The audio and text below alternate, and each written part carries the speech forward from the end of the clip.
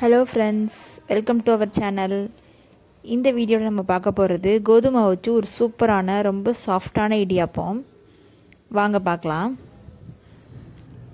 இந்த இடியாப்பம் பண்றதுக்கு நான் இன்னைக்கு 1 கப் அளவு கோதுமை மாவு எடுத்துர்க்கேன். நாம எடுத்து வச்சிருக்கிற இந்த 1 கப் அளவு கோதுமை மாவை ஒரு கடாய் எடுத்து அதுல போட்டு ஃப்ரை பண்ணிக்கலாம். இது வந்து கலர் சேஞ்ச் ஆகணும் அவசியம் இல்ல. நம்ம தொட்டு பாக்கும்போது இந்த எல்லா மாவும் நல்லா சூடா இருக்கணும். அந்த அளவு இத ஃப்ரை பண்ணி எடுத்துக்கலாம். அப்பதான் இந்த கோதுமை மாவோட விழுவிழுப்பு இருக்காது.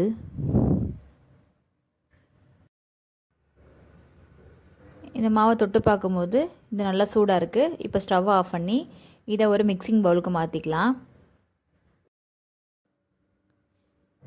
இந்த மாவு பிணையிறதுக்கு நமக்கு வந்து சுடு தண்ணி தான் தேவை. 1 கப் கோதுமை மாவுக்கு 1 கப் அளவு தண்ணியை நல்லா கொதிக்க விடணும். கொதிக்க விட்டு அந்த தண்ணியை ஊற்றி தான் இதை நம்ம பிணைய போகிறோம். நான் அந்த சுடு தண்ணியிலேயே இதுக்கு தேவையான அளவு சால்ட்டு போட்டுட்டேன். இப்போது அந்த நல்லா சூடான அந்த தண்ணியை ஊற்றி இந்த மாவை நல்லா மிக்ஸ் பண்ணிக்கலாம். இது சூடாக இருக்கும், அதனால நான் வந்து ஒரு கரண்டி வச்சு மிக்ஸ் பண்ணிகிட்ருக்கேன். இது கை பொறுக்கிற சூடு வரும்போது நம்ம கைட்ட பண்ணி ஆரம்பிச்சிடலாம்.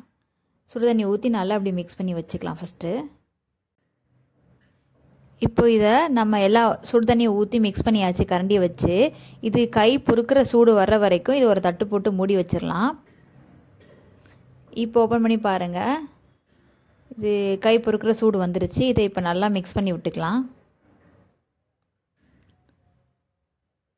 இது கையில் ஒட்டாமல் இருக்கிறதுக்கு ஒரு கரண்டி எண்ணெய் ஊற்றிக்கலாம்.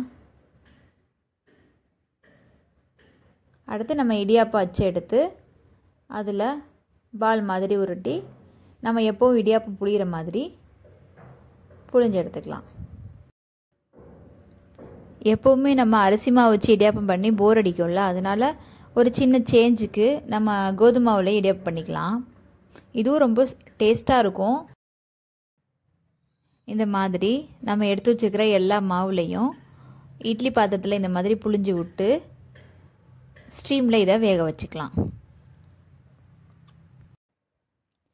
இந்த கோதுமை இடியாப்பம் ஒரு 5 to 10 மினிட்ஸ்லேயே வெந்துடும். ஹாட் வாட்டர் ஊற்றணும்ல, அதிலே பாதி வெந்துடும் அது. ஸோ 5 to 10 மினிட்ஸ்க்குள்ளே இது வெந்துருச்சு. இப்போ இதை எடுத்துடலாம். இதுக்கு தேங்காய் பால் நல்லாயிருக்கும், சிக்கன் கிரேவி சூப்பராக இருக்கும். தேங்காய் பாலில் செஞ்ச சொதி கூட இதுக்கு சூப்பராக இருக்கும்.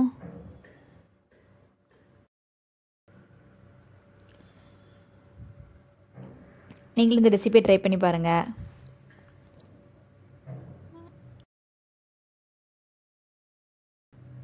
நம்ம சேனலை மறக்காமல் சப்ஸ்கிரைப் பண்ணுங்கள். Bye friends.